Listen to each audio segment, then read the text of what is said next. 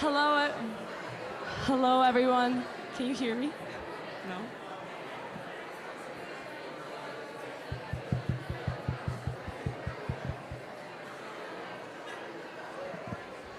It's so low.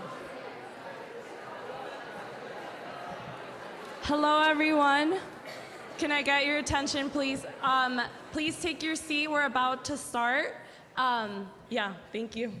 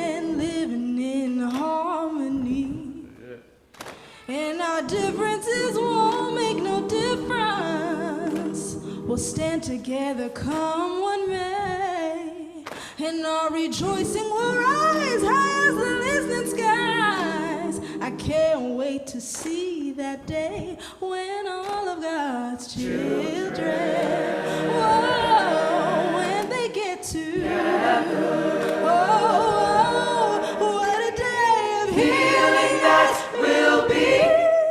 Nothing but love, joy, and peace.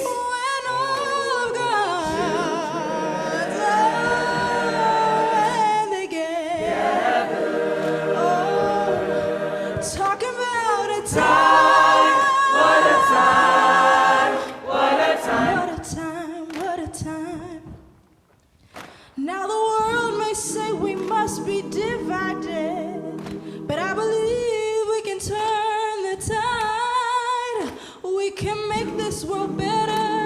we're stronger together. We're not uniform, we're unified. Yes, together we can make a difference. Together we can make things right. Oh, my sister, my brother, if we lean on each other, I know we can win this fight. When all of God's children,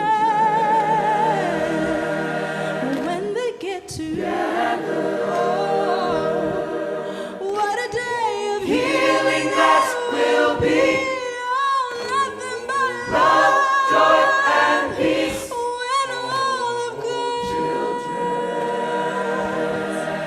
when they get together, oh, talking about a time. What a time, what a time, what a time, what a time. Oh, it's gonna be a time. What a time, what a time. Oh, I'm talking about a time. Time, what a time, what a time. What a day of rejoicing that will be. Yes, time, what a time, what a time. Won't you help me get there, Lord? Yes, time, what a time, what a time. Won't you help me wipe my tears? Yes, time, what a time, what a time. Thank you, Jesus. So when all of God's children.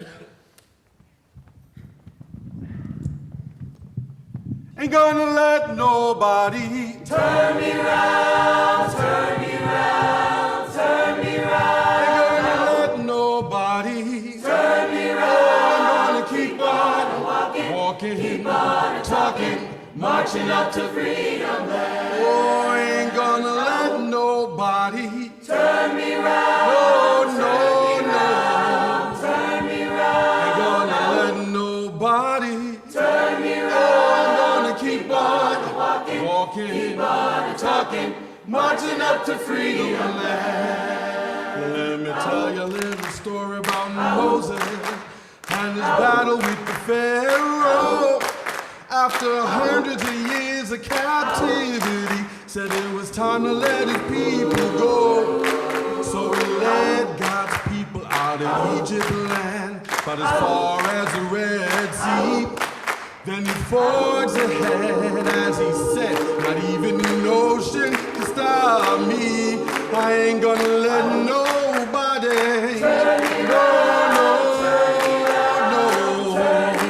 ain't gonna let nobody.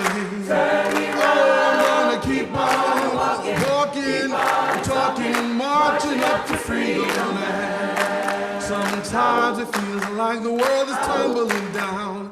Nothing seems to go your way, and you're scared cause you don't know what tomorrow will bring. But just hear what I have to say. You can win cause you promise you're never alone, no matter the time or the place. So if you never give up and you never give in, I know you can finish the race. So don't you let nobody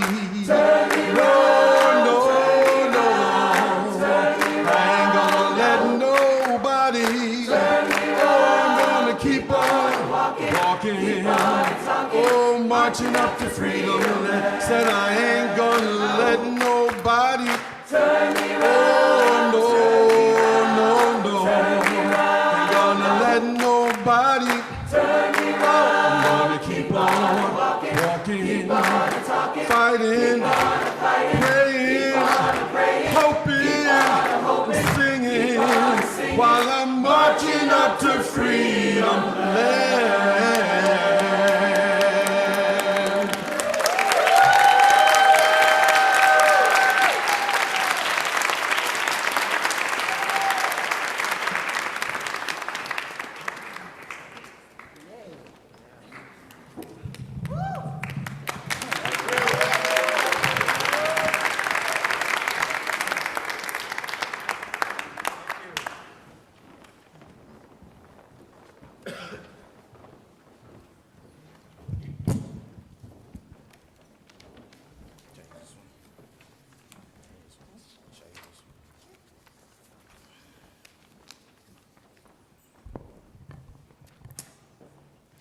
Good evening. How was that?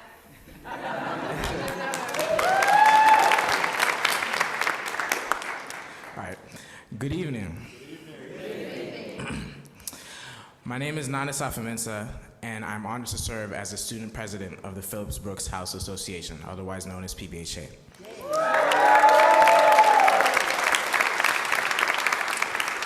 It's delightful to see the crowd we have tonight.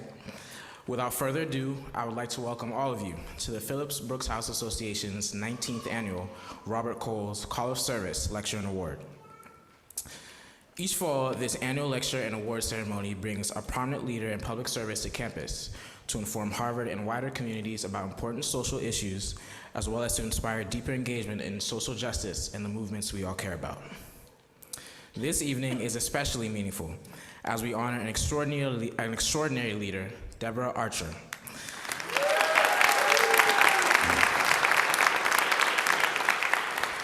Whose lifelong commitment to civil rights and advocacy exemplifies the values at the heart of PBHA. We are also kicking off PBHA's Alumni Weekend, a time to reconnect, reflect, and recommit ourselves to our shared mission, doing good well. Additionally, tonight's event is being live streamed and uploaded to our YouTube channel, where you can revisit and share this inspiring night with others. Before we proceed, I'd like to make a few acknowledgments.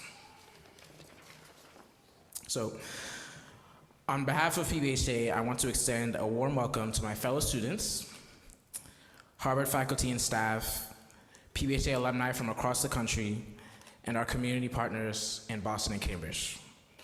We also want to give a special thanks to the on-campus and local collaborators listed on the back of your programs for helping make today possible. We would be remiss to ignore, gathering here today, the dire context of many injustices occurring in our country. What started exactly 1 year ago from this week has been deeply challenging and a source of pain, sadness, and fear for many. Yet, we still stand here. Yet, we saw the history that was just made in places like New York City.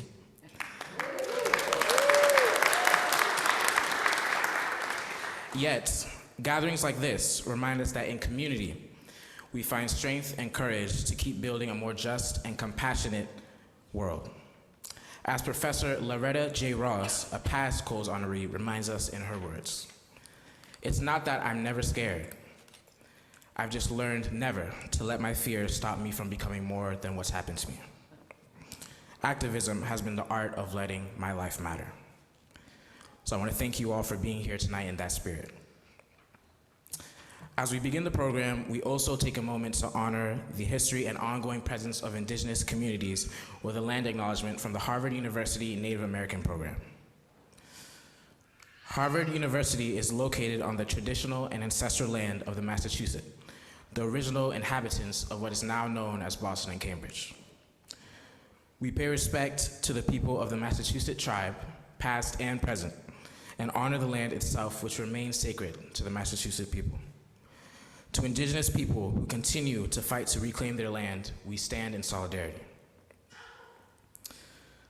Finally, we'd like to thank our many co-sponsors, the Cambridge and Boston elected officials and community leaders who have joined us here tonight, along with our hosts at the First Parish Cambridge Unitarian Universalists.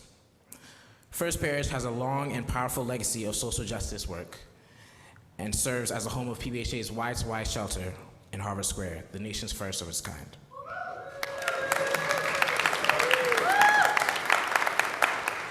Every day we see the firsthand impact that this partnership makes, and I thank you for your ongoing support and solidarity. With that, it is now my great pleasure to introduce PBHA's Class of 1955 Executive Director, Maria Dominguez Gray.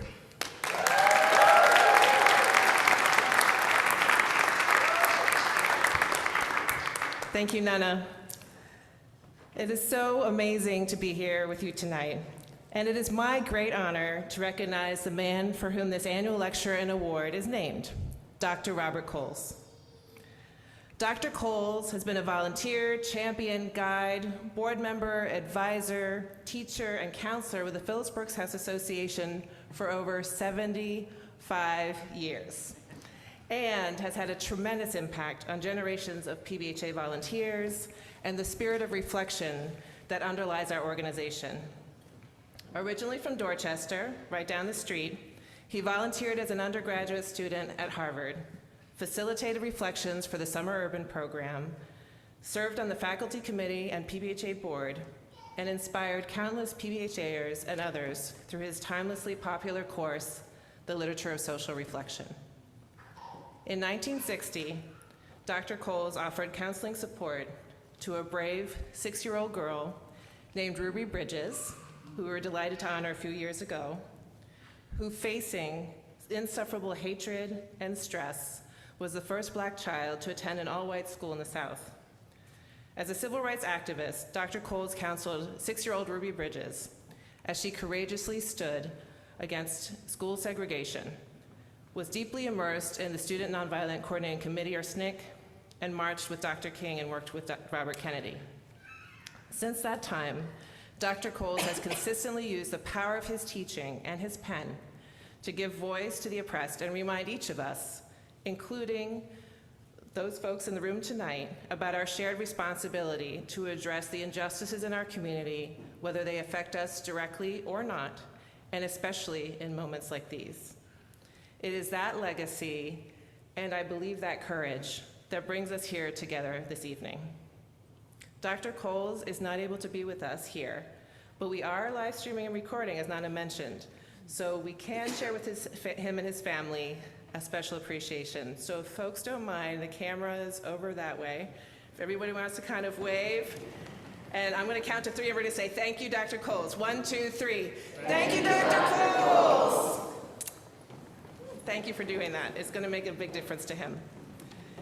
It is now my pleasure to invite Carol Rose, the Executive Director of the ACLU of Massachusetts, to share her reflections on PBHA's legacy and the importance of the issues we lift up tonight in honoring Deborah Archer. Thank you.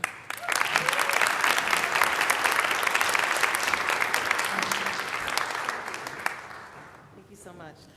Oh, good evening, everyone. Thank you so much. I want to give a special thank you to all the PBHA friends, alumni, supporters, and also to Nana and Maria for making this such an honor and such a well-run event. And I know that means it was a lot of work for a lot of people. And can I just say, give it up again for Kumbo. Wow, it was great.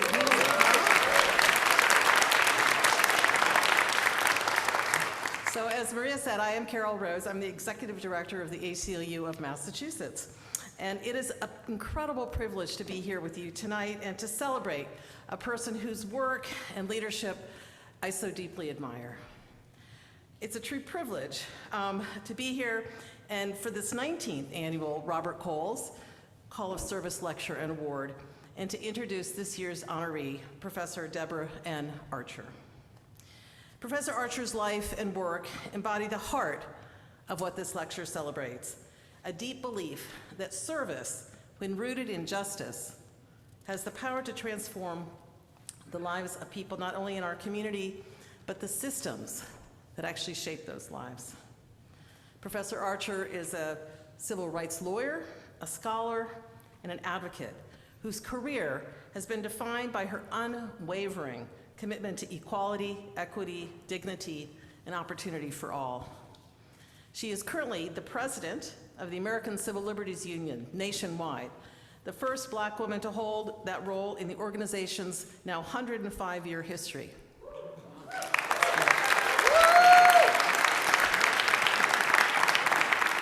And she's also a professor of law and the co-director of the Center on Race and Inequality at the law school at NYU School of Law.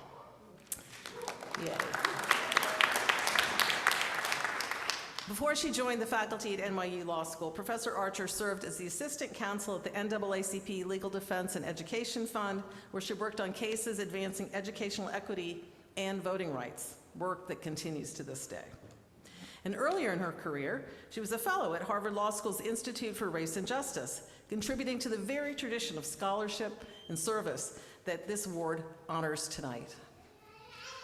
And in every one of her roles, Professor Archer has been the leading voice confronting the enduring realities of structural racism in our nation. Her work examines how laws and policies, often presented as neutral, actually reinforce inequality and exclusion, and how our communities together can organize and advocate and reimagine those very systems to create a more just society. As an educator, Professor Archer's impact extends far beyond the courtroom. Her teaching and her mentorship have shaped a generation of young lawyers and advocates, many of whom are here tonight, urging them not only to pursue justice in theory, but to actually embody it and live it in practice. Professor Archer is known for her clarity of vision, her moral courage, her ability to translate complex questions of law and power into calls of action that are deeply human. And through her leadership, whether in the classroom or in courtrooms or in communities, Professor Archer has invited us all to see that justice is not abstract, but it's a daily practice of care, of accountability, and of persistence. And here at PBHA, that message so resonates so profoundly because it's the mission to do good and well is grounded in the same belief that drives Professor Archer's work, that service and advocacy are inseparable. That change requires both compassion and a lot of courage. And that is the most powerful movements for justice begin in community. For as Dr. Reverend Martin Luther King said, we must choose between chaos and community. And so tonight with Professor Archer, we are choosing to be in community.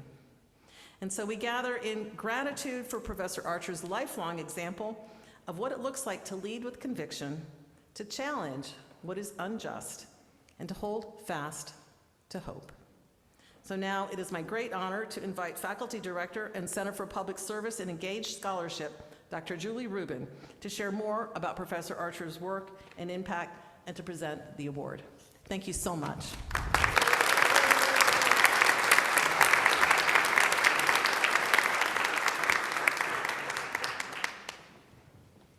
Thank you so much, Carol, for those beautiful reflections and for reminding us why this work matters so much. As she said, I'm Julie Reuben, the Faculty Director for the Center of Public Service and Engaged Scholarship, of which the Phillips Brooks House Association is our largest program. I'm very honored to be here tonight. The Robert Coles Call of Service Award honors individuals whose lives reflect a deep commitment to empathy, justice, and service, values that Dr. Coles modeled and that the Phillips Brooks House Association continues to carry forward today. Professor Archer embodies all of those values in her work and in her life. I'd like to invite Professor Archer up to accept this award.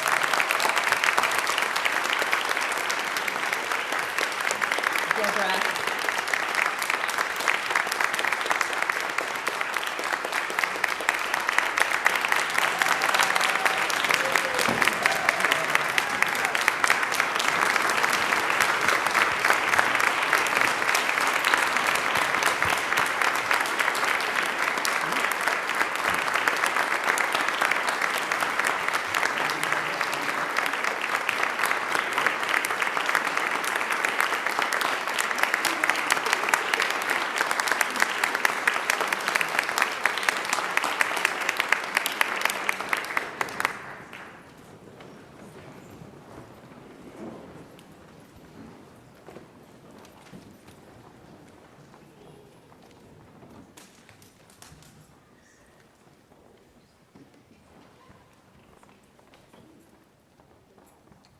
Okay, hello everyone.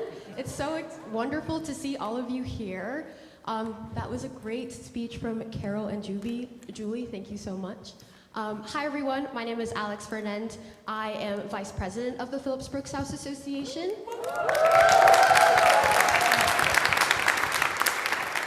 And we're so excited to have you here today. So Melanie and I just wanted to welcome you and welcome you all to the fireside chat that we're having with the amazing Deborah Archer. Hi everyone, my name is Melanie Garcia. I'm the Advocacy Health Housing Programming Group Officer here at PBHA. Alex and I are so excited to be facilitating tonight's fireside chat with our awardee, Professor Deborah Archer. So rather than a lecture, this is meant to be more of a dialogue to get to know tonight's awardee and her call to service. So we'll be starting off with some of our own questions, and then we'll be moving on to a Q&A. So I'll pass it back to Alex to get started. Yay. First question, can I just say something? Sure, yes. Well, one, it's really difficult for you all to ask me to speak after all that. I am so emotional. That was so lovely. Thank you so much.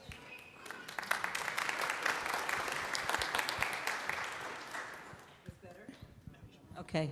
Oh, yeah, now I can hear myself. Anyway, I was saying it was really lovely, and it's going to be difficult to do this fireside chat after all that, the lovely words. I so appreciate it.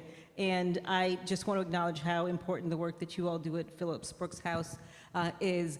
I landed from Italy less than 24 hours ago and made the trip here because I am married to a Phillips Brooks House alum who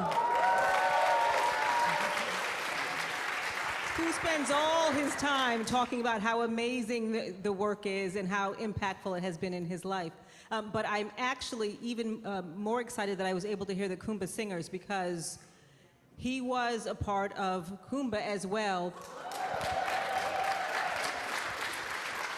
But he can't sing. So I was always wondering, like, well, how did the choir sound? And to hear tonight that it was beautiful and lovely, it was great, because I guess the other singers just drowned him out. But anyway, thank you all for coming, and thank you all for this honor. It's just incredible. Thank you. Thank you. So we'll just get started with the questions. So as people have mentioned before, the title of this event that you all are here at today is called A Call to Service. So that is different from the traditional lectures and speakers that usually happen on campus. This event aims to get at the roots as to what we all feel called to do and to learn about the lives and experiences of people such as you. As Carol mentioned in that wonderful introduction earlier, as a person who has centered your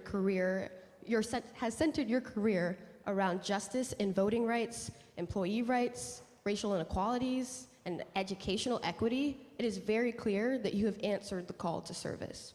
So with that, what has inspired you to take this path? Can you walk us through what first called you, what that moment was, and what did that journey look like? So I'm glad you asked that question, because I think that people make assumptions about who we are when we're in leadership positions. It's important for me to make sure that people who have similar backgrounds to mine know what's possible for them and what they can achieve. When I was talking to some of your classmates earlier today, I was inspired by how many folks were talking about starting this work in high school and the work that they did as younger folks to work for justice. And that's not my story, in part because I am the first person in my family to go to college. I am a first generation.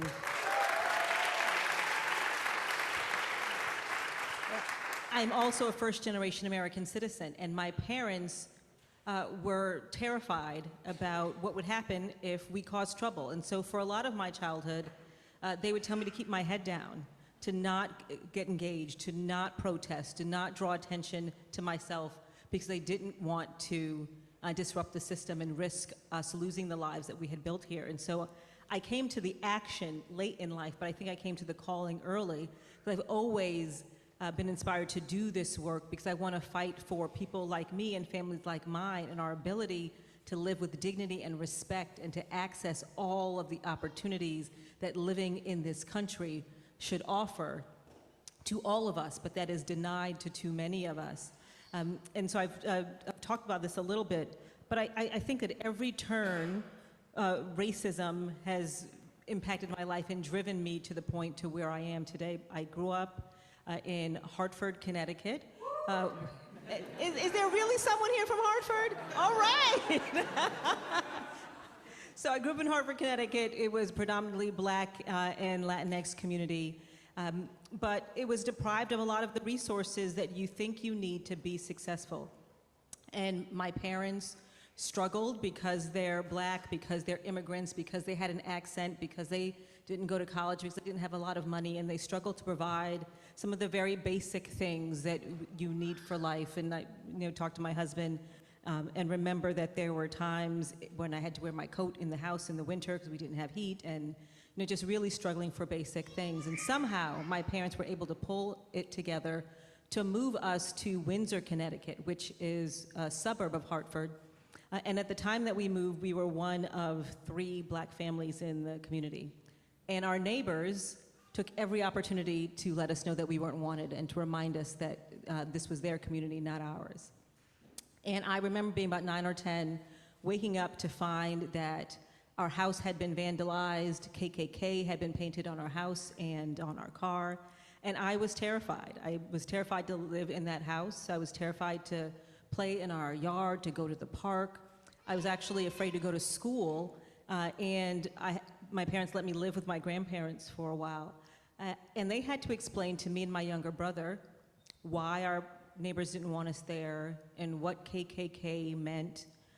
And I was forced to come to terms with racism at a very early age, to try to understand what would drive someone to hate us in the way that our neighbors hated us, to harass us in the way that they did, to destroy this house my parents worked so hard for, to take that safety that they worked hard to provide for us. But I also wanted to understand the racism that meant that my parents were the hardest working people that I knew, but still struggled to make ends meet every day. And I wanted to understand the racism that meant we had to leave the community in Hartford where we felt loved and supported, to go to Windsor, Connecticut, which was supposed to make us safer, although I felt like a constant target, why we had to leave Hartford to go to Windsor to attend a better school. All of those things, I think, continue to roll around in my mind and have shaped who I am. In my life, racism, sexism, all of those things, they worked exactly as they were designed to work. They work by trying to convince you that you don't belong, that you are somehow unworthy of opportunity and access to resources and love and care. And so every day it has been a struggle for me personally to push back against that and to act like I belong and to take advantage of the resources. But I really want to kind of focus my work on making sure that kids like me, folks like you all, don't have to fight and struggle in the way that I have had to fight and struggle, the way that my parents had to fight and struggle. I just want to make it easier for us all to enjoy life. And so that is about representing individuals, but it's also about challenging and tearing down systems that drive the inequality that we see day after day and year after year. Thank you.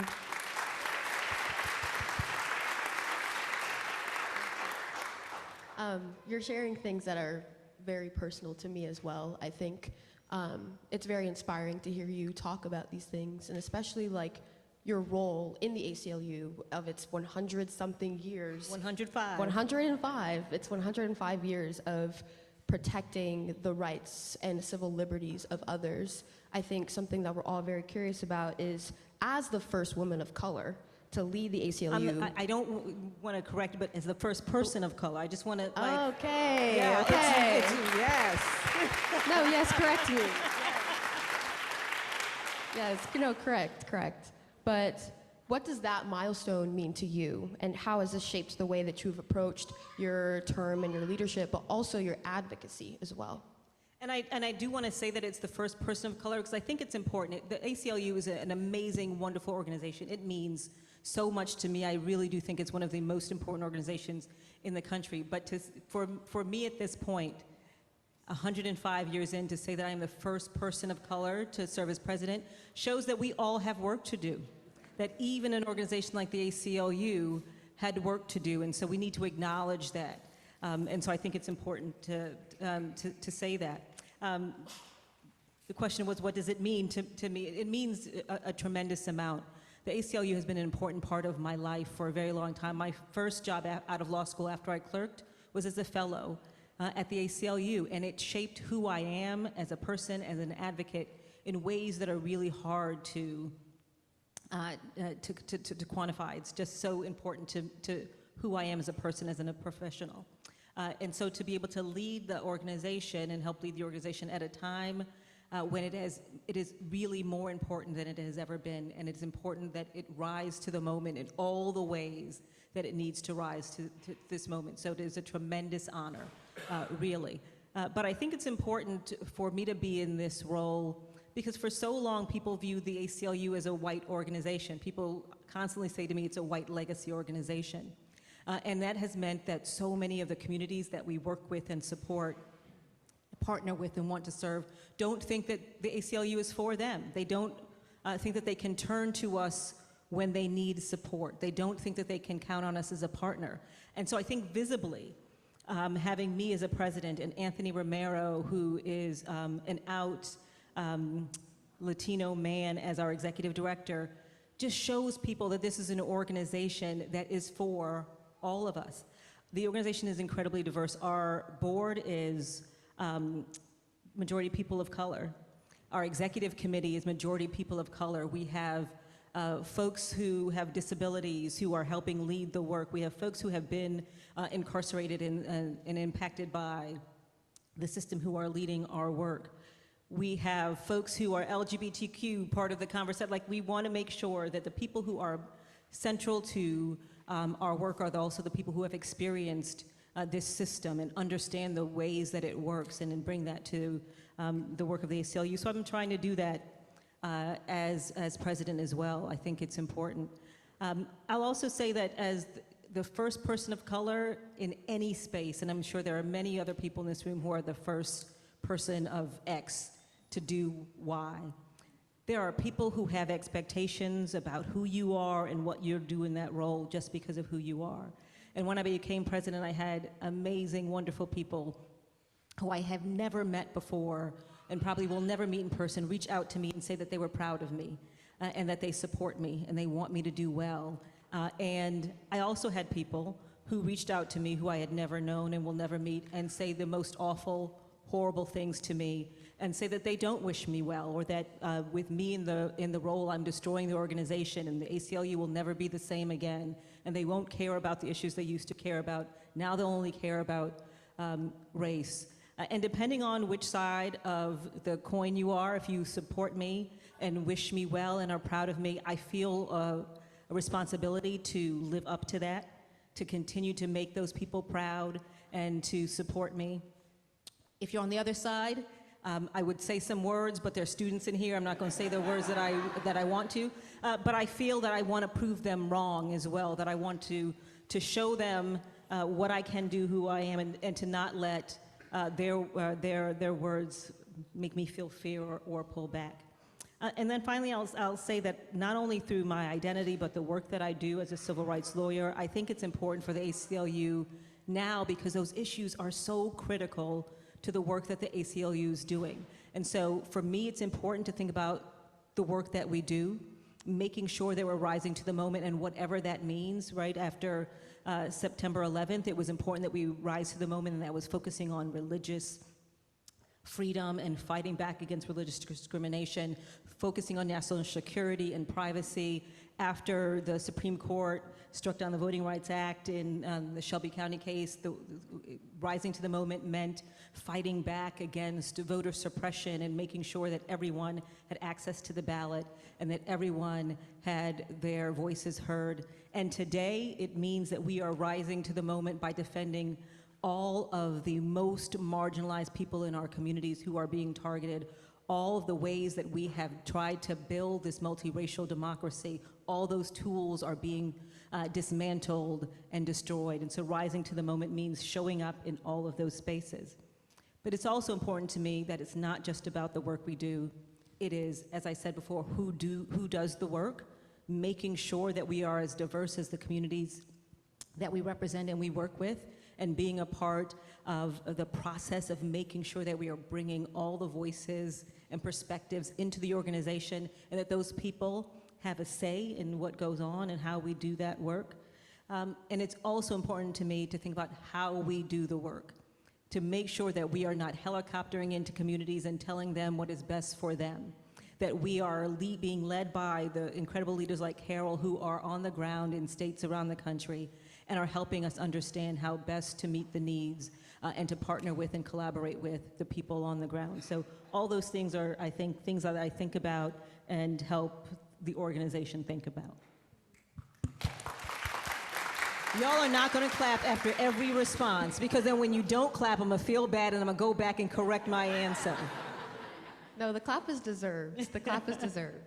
But no, thank you a lot for that. I think you've mentioned some things that are kind of similar to the way our organization tries to think about how do we do our advocacy, but also how do we do our service. So something similar to the ACLU is that our organization, the Phillips Brooks House Association, does a variety of different things, from having students run shelters in Harvard Square, here in this building actually, running summer camps in Boston and Cambridge, organizing labor action movements, or partnering with an elderly person and with a college buddy.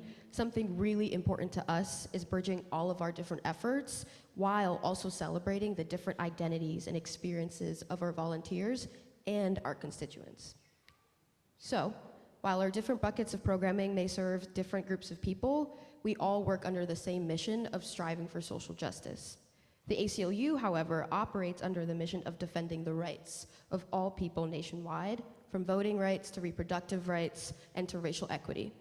So, with that, our next question for you is, how do you see intersectionality playing That was a quite a role? build-up to an intersectionality. Yeah. I didn't know where you were going. I'm just getting a little nervous. I was coming from everywhere. Intersectionality, perfect. So how do you see that playing a role across all of these different issues? And why do you believe that it is important to approach advocacy through an intersectional lens? Yeah. And that's a great question. I think people think that intersectionality is just an academic concept and don't think about how it impacts us in real life. And none of us lives a single dimensional life. It is all multidimensional. If we want to achieve true justice, I think we have to think about justice in a way that responds to the many ways that oppression plays out, right? The intersectional way that oppression plays out. And so that certainly is about identity. And who we are and who we're representing, who we're working with. If you're representing, for example, or working with a Black woman who is facing discrimination around accessing reproductive rights, it's certainly a racial justice issue. It's also a gender justice issue, and depending on who she is, it could be a disability rights issue, an economic justice issue.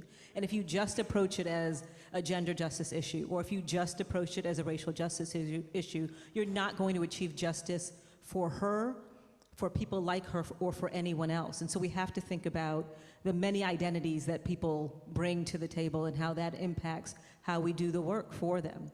But it's also true substantively. If you think about an issue like police brutality, that people may think there is just one lever. There's a police brutality group, they pull that one, they'll find the one lever, they pull it, and they'll solve the challenge of police brutality. But police brutality is multi-layered. It is about racial justice. People of color are impacted more directly, more harshly, more violently by police brutality. It's an issue around segregation. We have a deeply racially segregated country, and we then label Black and brown communities as criminal. And we respond in ways that facilitate, make some of this police brutality inevitable, right? We make everything that you do subject to the law and criminal. We flood your communities with police officers, so it's difficult to move, to breathe, to walk one step without encountering a police officer. So it's about that segregation and those labels. It's about economic justice. If you don't allow people to have access to the tools to live an economically vibrant life, they're going to find a way to feed their families and care for their families in the ways that they can, and requires them to come into contact with the police more frequently. I was talking with you all about transportation. It's a transportation justice issue, because rather than responding to our lack of investment in Black and brown communities with investment, we respond with punishment and police. It is an issue around healthcare, right? So if you want to solve the question of police brutality, you have to approach it in this intersectional way and understand all of the systems that are feeding what we see, what's captured in a moment on a video, on a phone.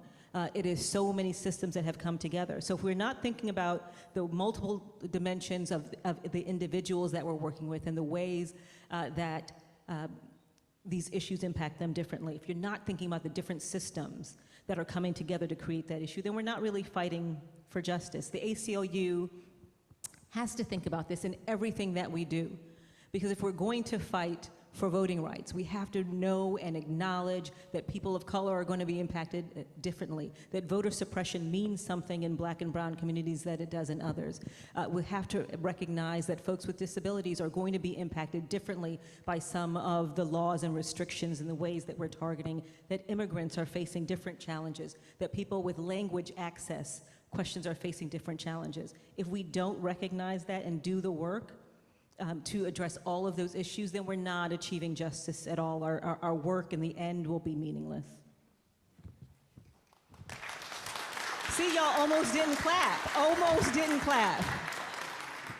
Yeah, thank you so much for that. I think just looking around this room and seeing, how different we all are and the different experiences we come with, I think thinking about advocacy and service in an intersectional lens is so important, something we really try to prioritize at PBHA.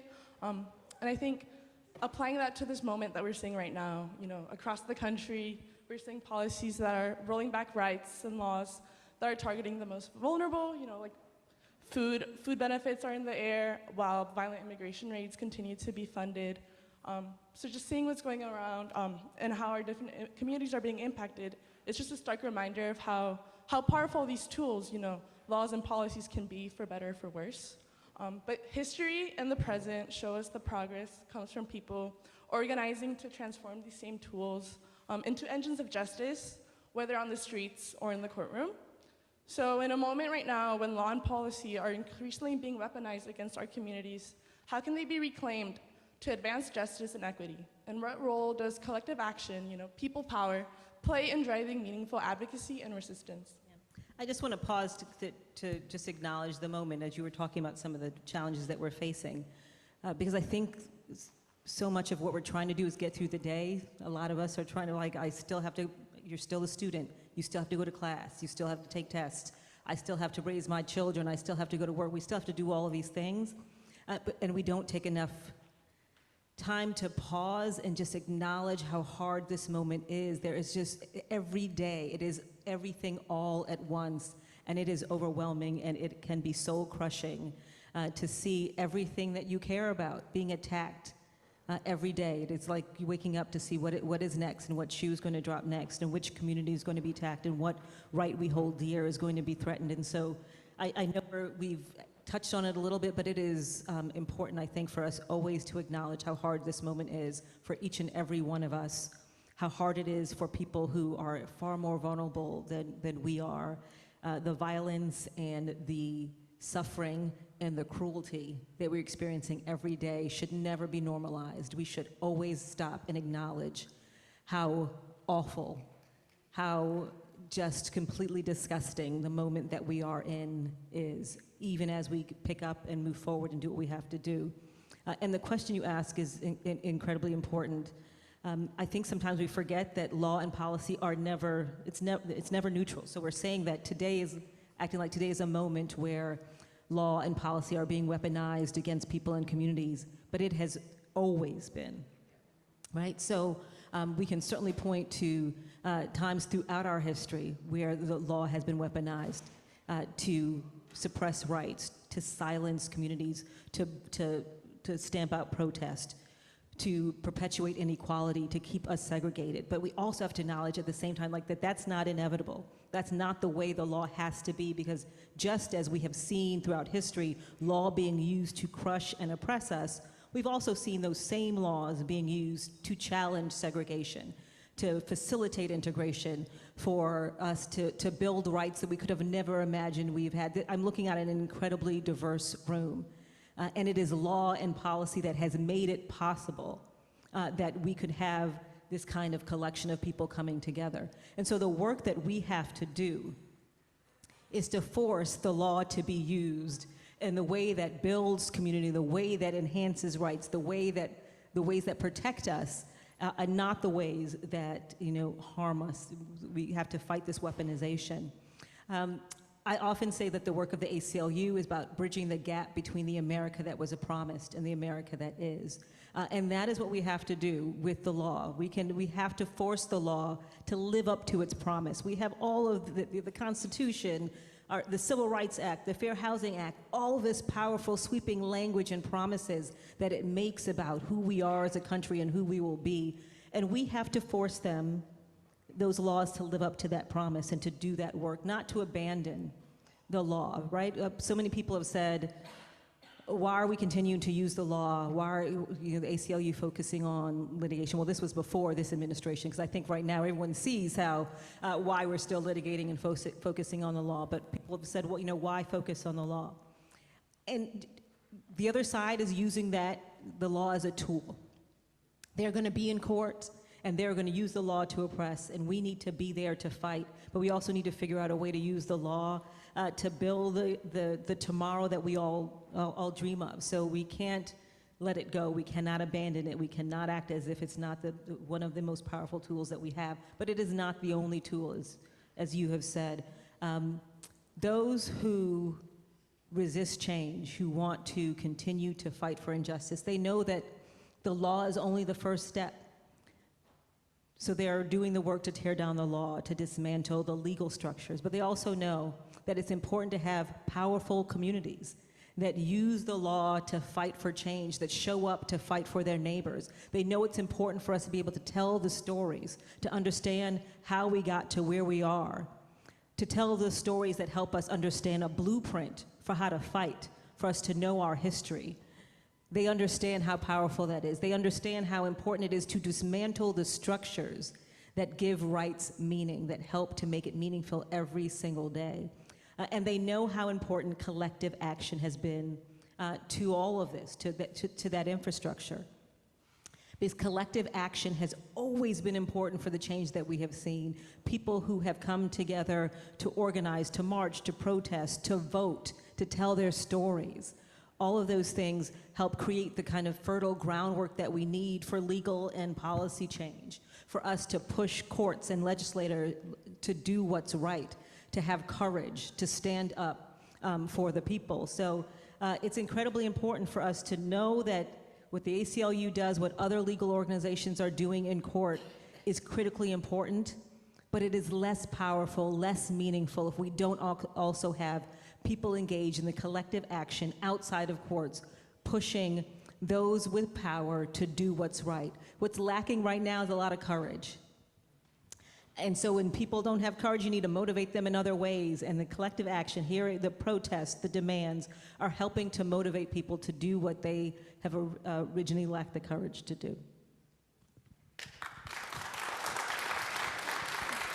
Yeah, no, thank you so much for that. I think just as students, as young people in this moment, it has been something we've been grappling with. When we see the law used in this way, how can we reclaim it? So thank you so much. And I think a lot of the work that the ACLU is doing also shows us that. And I know you acknowledged already that the moment that we're currently living in, and I just wanted to say the work for fighting for justice, especially in such an intense and challenging political moment, can be very demanding, professionally, emotionally, and personally. You're carrying a lot, and so are so many people in this movement. So I just wanted to take a moment to ask on a more human level, how are you sustaining yourself in this moment? I am awful. I do not engage in self-care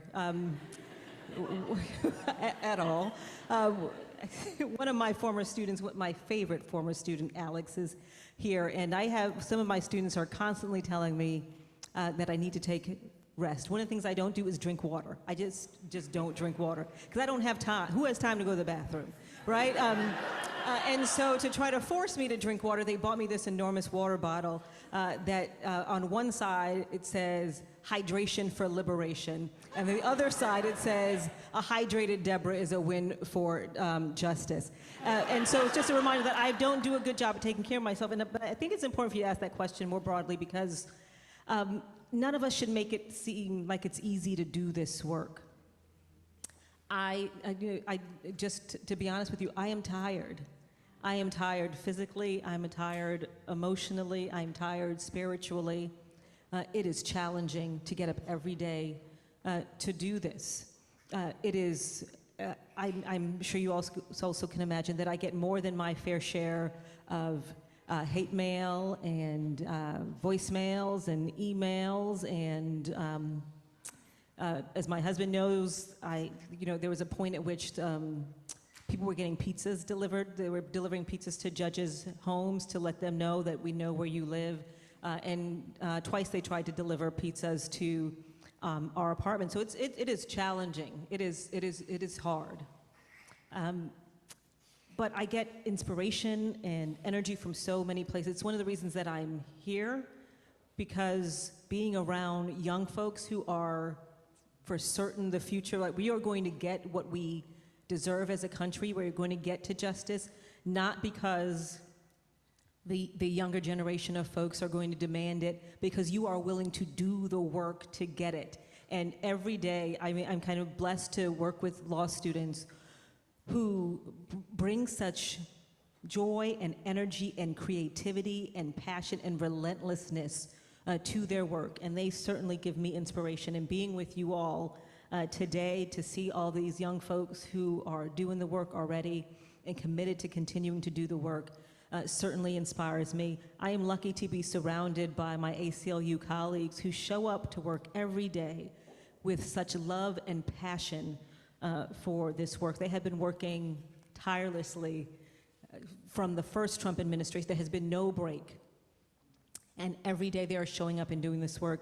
And if they're showing up and doing this work every day, who am I to be tired or fatigued? I am inspired by my amazing, beautiful children. I have two beautiful sons. I was going to say babies, but one graduated from college in May, and the other one is a sophomore at Morehouse, and they would be very upset if I called them babies. But I have two beautiful children, and I get up every day inspired to do this work because I want the world to see their beauty in them the way that I do. I want the world to want to protect them the way that I do. I want the world to value them the way that I do. I want them to be able to have children and not worry about their children the way that I worry about them each and every day that they leave the house. And so I do this work, and I'm inspired to do this work for them.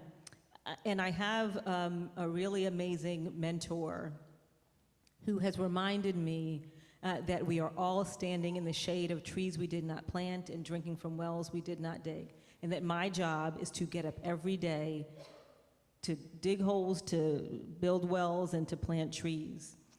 And so many of the people who came before us faced so many more hurdles than we do. It was so much harder for them, and look what they have accomplished. Because of them, we are here. And it is an honor to be in this moment, to be reaping the benefits of the sacrifices of the people who came for us, and the work that they did, the ways that they have worked and led and just survived, so that we could have this opportunity to lead. And it's also a blessing to be alive in this moment, to have the opportunity to do incredibly important and vital work when there is such important work to be done. And so I want to make sure that I'm a good ancestor as well, that I have done all that I can, that when I leave this earth, when I leave this work, when I hand it off to the next generation, that I know that I did everything that I could do to leave this world a better place than I found it, to plant those seeds that means that my children will experience justice in the ways that I didn't, so that you all don't have to fight the same fights that we have fought, time and time again.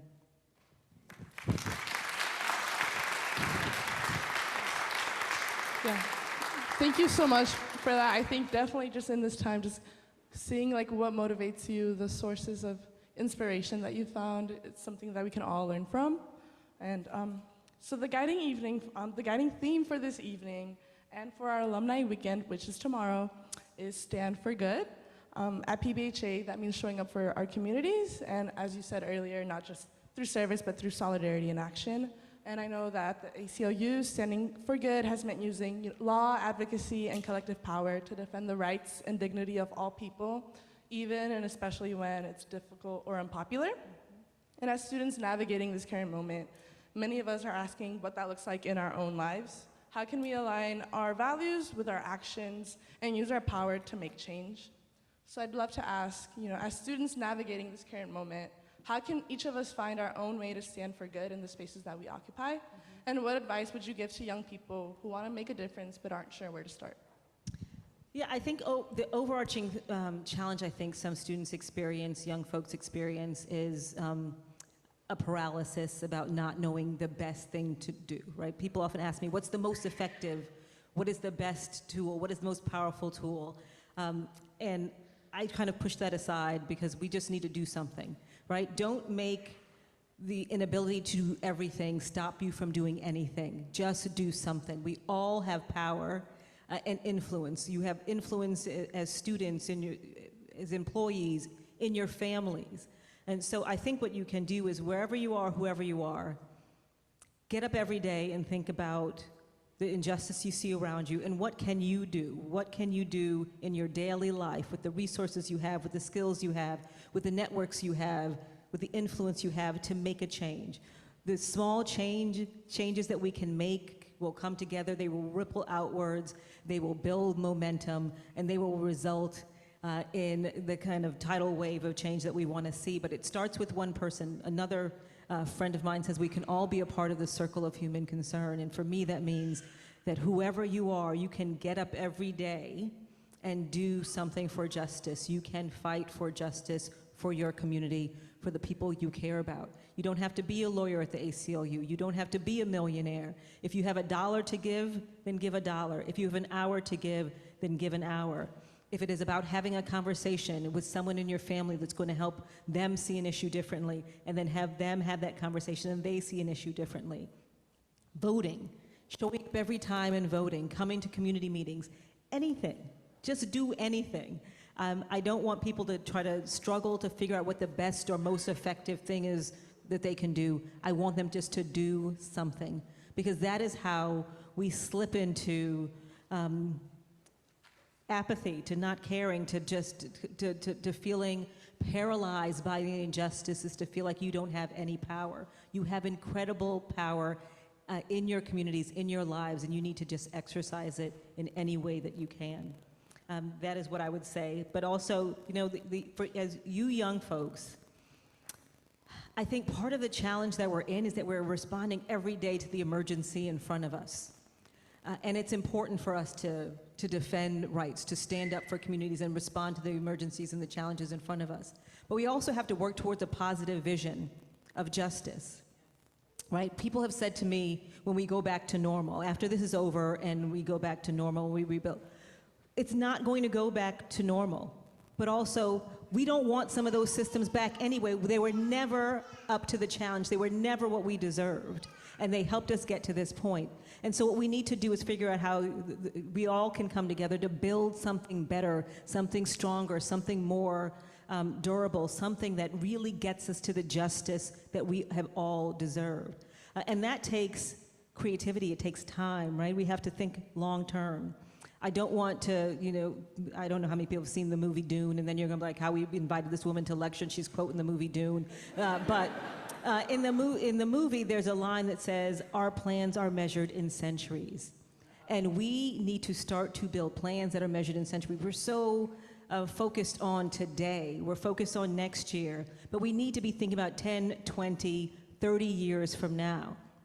So much of what you're seeing, so much of the harm and the destruction has been decades in the making, have been planned for decades. And so we need to do the same thing, to plan for decades about how we're going to rebuild something better, something stronger.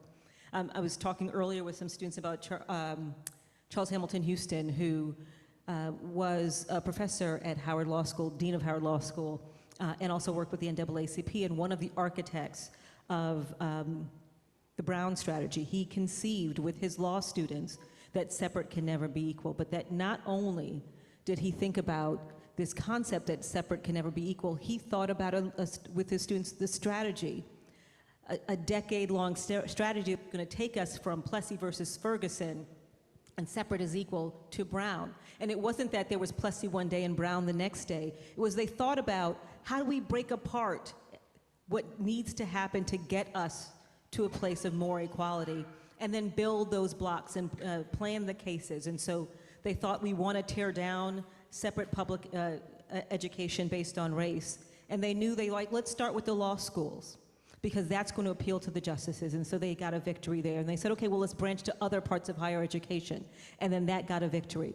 And then they moved to elementary school, but they didn't just jump to, tearing down the whole system. They understood the step-by-step that we needed to take to get to that point. And so that's what we need to do, right? If we want to make sure there is justice in whatever space it is that you are thinking about, if it's about environmental justice, housing justice, transportation justice, wanting to reform the criminal justice system. What do we need to do today? What do we need to do next year? What do we need to do in 5 years? What do we need to do in 10 years? What's the litigation strategy? What's the legislation strategy? What is the community power building strategy? What's the narrative strategy?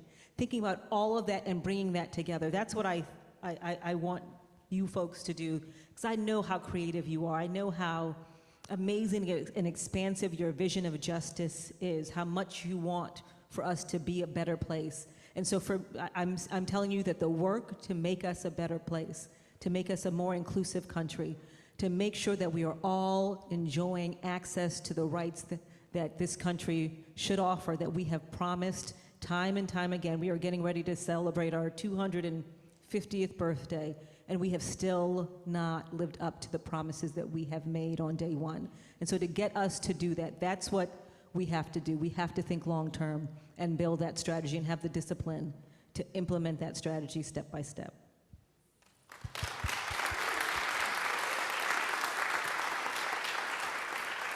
Lovely applause. I think what you're mentioning, and I think what's really beautiful for all of the students here to take away, is that while this event is called a call to service, you're also saying this is also a call to action, and it needs to happen as a collective and something that also has to be consistent amongst all of us. So I think that's something really beautiful and something that we center at PBHA, but I think we can center as an institution, as students a part of this institution as a whole. So thank you for that. Yeah, I think community is so important. I love that you all are in community, because there is nothing that we cannot accomplish if we come together and work together.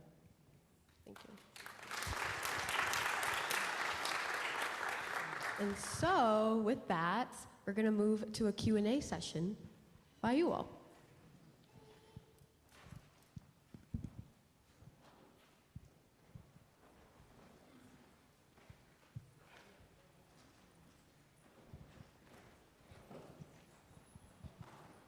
Good evening. Hello. My name is Lucia Lopez. I'm the historian for Concilio Latino.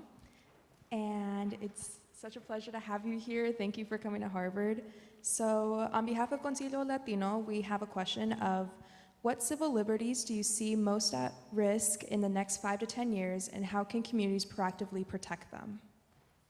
Yeah, so I think I'm going to an answer that is not what you probably would expect, because I think there are issues that we're seeing under attack today that are always under attack. They're just more intense, right? So we're seeing immigration system under attack, immigrants under attack. They're always at risk. We are seeing all the tools and efforts that we have used to kind of make a more multiracial democracy under attack. They're always under attack. We have seen our country take steps to make it harder to vote rather than making it easier to vote, to exclude the most marginalized from exercising their right to vote. It's always true. And so it's in different intensities, but those issues are always under attack. For me, the thing that hurts my soul often the most is the way that we are seeing the dismantling of the infrastructure of equality, the infrastructure of civil rights itself, right? I've been doing this work for 30 years. That was hard to say. For 30 years. And I think it's harder today than it has ever been. I'm seeing a lot of my colleagues from the NAACP Legal Defense Fund who are in the audience, and they may feel the same. In many ways, it feels harder today than it has ever been, because the tools that we have used to get us to this point are gone. They are being dismantled by the courts, they're being dismantled by the administration. And so the work ahead of us is more difficult because we just don't have the tools that we used to have. So thinking about the future, I think about how we are going to think about different ways to do this work without a federal government, because the federal government apparatus that used to support this work, used to supplement this work, a Department of Education, right, that used to enforce laws around equal access to education. We can't sue everybody. We can't sue every community. And so we relied on the federal government to do the work, to use the big club that it had to force schools to integrate, to force schools to take care of the most vulnerable children, to force the schools to provide special education services, to force schools to protect LGBTQ students who are being harassed and bullied, to protect students against racial harassment. And we don't have those tools anymore. But we also don't have the resources to fight every single case. So what do? We're losing the Equal Protection Clause as a tool to fight for racial justice. We're losing Title VI as a tool to fight for racial justice. So what do? What do we turn to? And so for me, that has been one of the biggest challenges. And I was having this conversation with folks earlier. I think it means that we have to think of new tools. Part of the question that you asked was, what do we do? What do you all do? And it is about thinking about new tools that we can use to advance justice, thinking outside of the box. We were having a discussion about using tools that have been traditionally used to challenge antitrust tools, challenge and monopolization, right? So we have laws that say companies can't own, you can't have one company own all the phone systems because then they jack up prices and they mess with services. We can't have one company running all of this, one company running all of that. And I have a colleague at NYU who's looking at the way that we can use antitrust laws to challenge segregated public schools. So if we look at racial segregation in public schools as white communities monopolizing educational resources, how can we use those anti-monopoly laws to challenge that monopolization? And the beauty of that is that some of those laws were developed outside of the gaze of racial justice, right? So the Equal Protection Clause has been diminished in part because it was a tool of racial justice. The Voting Rights Act has been diminished in part because it was a tool of racial justice. But antitrust laws were not. And so they are robust. Nuisance laws, I was talking about the way that we can use nuisance laws to support communities that have been targeted. Those have been developed outside the gaze of racial justice and can be powerful tools. So for you all to be creative. But if I did have to pick one substantive issue that I think is most pressing, I might think about voting rights and political participation. If, democracy is fragile, and we need to work to protect it every day, and I think we forgot about that, and we were not fighting to protect our democracy every day. And if you think the foundation of our democracy is voting, then we have to acknowledge that that foundation is crumbling because we are making it very difficult for people to vote. It used to be at the ACLU that we were fighting for access to our democracy for the most vulnerable. But now we are fighting to protect our democracy for everyone. And a lot of that is about racism, right? Democracy is a threat to white supremacy, and so white supremacy is a threat to our democracy. We are working very hard to make it harder for everyone to participate. We think that only some people matter. We're redefining who belongs, who should have a voice, and that is going to have long-term repercussions. So I think that the threats to democracy, to voting rights are an issue that are incredibly pressing, and I think is not often at the top of the list of people talking about issues. So I would say voting rights.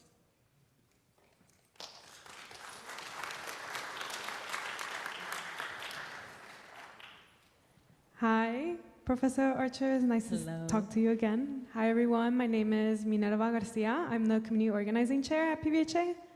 And my question is about your work in transportation. So for many, transportation systems are just a means of moving people back and forth. So what is transportation justice, and how have you been able to connect this work to other areas such as racial and housing justice? Mm-hmm. And what do you envision for a more just and inclusive transportation future? Yeah, Some people may not know, I am so passionate about transportation justice. I wrote a book recently about the way that we have used transportation infrastructure to lock in racial inequality and segregation, and people don't really see how that connects to all the work that I've been doing. But transportation is, as you said, so much more than just moving people back and forth and from point A to point B. Transportation infrastructure is the infrastructure of high quality education. It is the infrastructure of economic opportunity. It is the infrastructure of healthy, vibrant communities. It is the infrastructure of a multiracial democracy. And if we want to protect all of those things, we have to think about transportation infrastructure.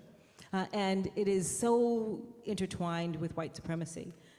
So part of the strength of white supremacy is getting Black people and other people of color to understand their place socially and to stay there. And what better way to keep people in their place socially than to keep them in their place physically, to lock them in, to limit where they have access to, and so by that limiting who they think they can be and what they can do. You can't tell the story of America's second Reconstruction without talking about transportation, the Montgomery bus boycott, or the Freedom Riders, or the people who marched over the Edmund Pettus Bridge. All of the protesters who continue to take to the streets and our bridges to demand a better future. So transportation infrastructure, transportation is so vital for all that we do and all that we want to achieve. And rather than being a tool of connectivity, it has repeatedly, over and over again, been a tool to divide our communities, to extract wealth and opportunity, to tear the social fabric, to deny Black and brown communities access to opportunity and to health, to take away their homes, and to be a physical and psychological barrier. And we're at a moment of opportunity. We have bridges that are crumbling and roads that are falling apart, highways that have outlived their useful life, and we have a moment of opportunity to rebuild our transportation system in a way that connects people to opportunity, to really build back better for everyone. So we can either continue to do what we're doing, to use transportation as a way that denies people access to opportunity, forcing certain communities to house all the bad and never get access to the good, that they can't get access to the resources that they need to live happy, healthy, choice-filled lives.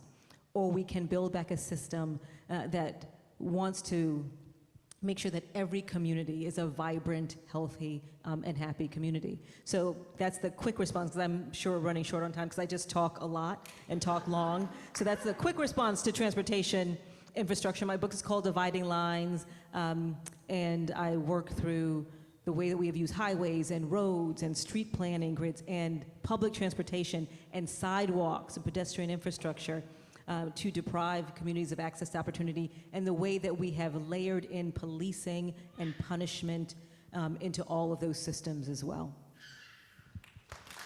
Thank you. And so with that, thank you so much for this conversation. This was awesome. Thank you for the people that asked questions in the crowd. This was a great event, and it was also just so wonderful to be able to talk to you, but also to hear about all of your experiences and what's led you to be in this moment. It's very inspiring for me, and I know it's inspiring for a lot of other people in the crowd, so thank you. One more applause.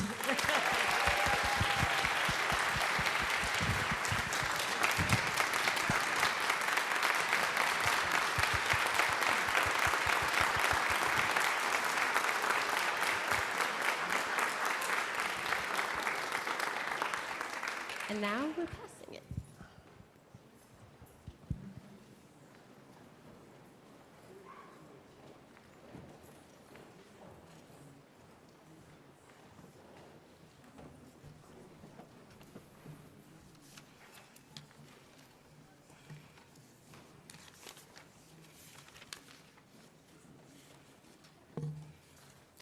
I know we're sitting down now, but thank you again, Deborah, for that powerful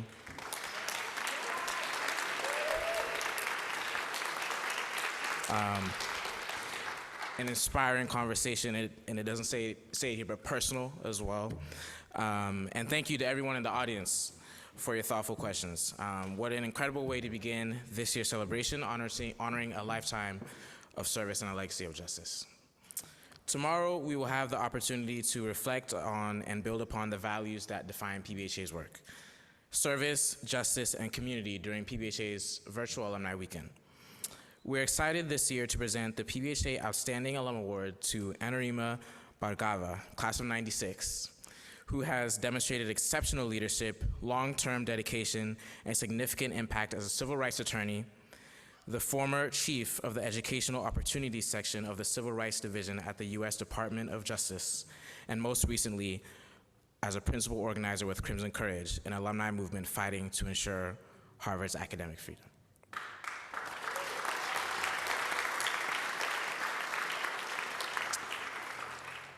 She was kind enough to record a short video for all of us, projected up here to the front left. The video will be followed by remarks from PBHA Alumni Association President-elect VaLonda Harris and PBHA Alumni Coordinator Gabriela Gandara. So in a moment, the video will play.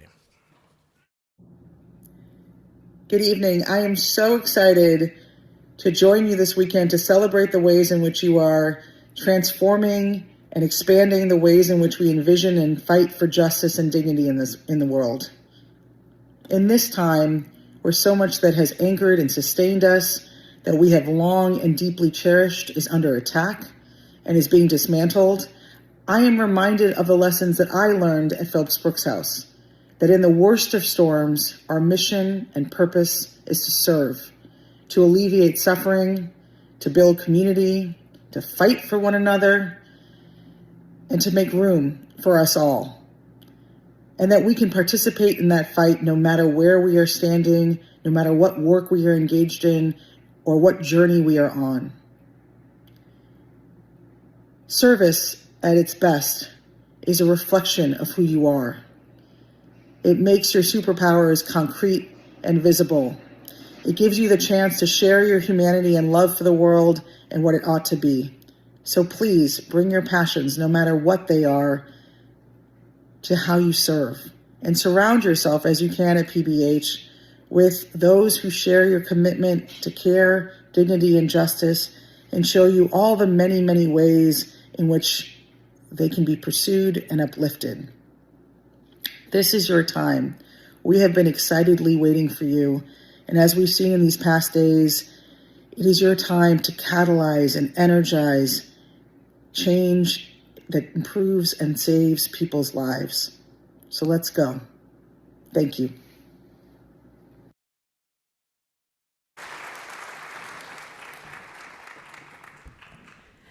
Thank you, Anurima, for those moving words and for your leadership. And thank you to everyone who came out and joined us tonight for this year's Robert Cole's Call of Service lecture.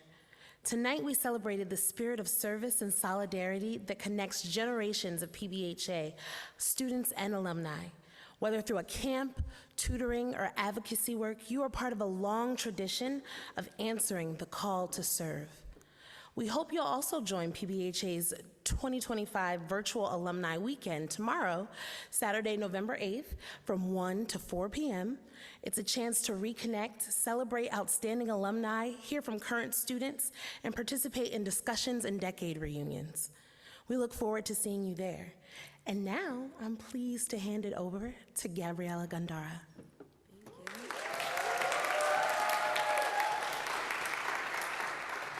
Thank you, VaLonda, for your thoughtful words and for your steadfast support of PBHA and its alumni community. As a current student and as alumni coordinator, I am constantly reminded of how PBHA serves as a bridge that links students, alumni, and community partners in a shared mission of creating a more just and compassionate world. Now more than ever, students are called to engage in service, to learn from our partner communities, and to carry forward PBHA's enduring legacy of doing good well. Each new student who joins PBHA adds their own chapter to this continuing story of impact grounded in love, learning, and justice. It is so beautiful to see the event I've been planning for the past few months come together tonight. I think it's truly a reflection of the care, collaboration, and passion that make PBHA what it is. Before we close, I would like to express our gratitude to everyone who made tonight possible. First Parish Church, our generous co-sponsors, PBHA staff and officers, especially Maria, Kate, Lidio, Nathan, and Abby, for helping out and supporting the vision for this evening. Dr. Robert Coles, whom this award is named after, and of course, our 2025 Call of Service honoree, Deborah Archer.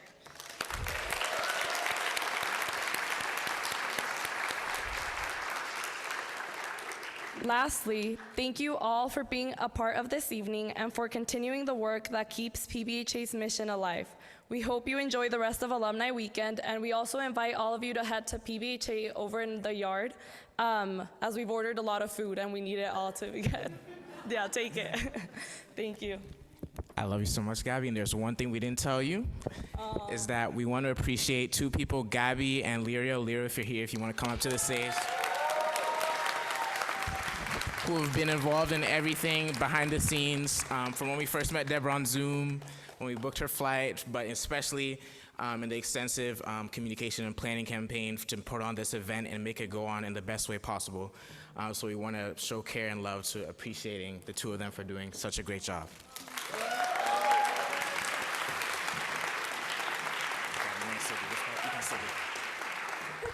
I'll see you all at PBHA.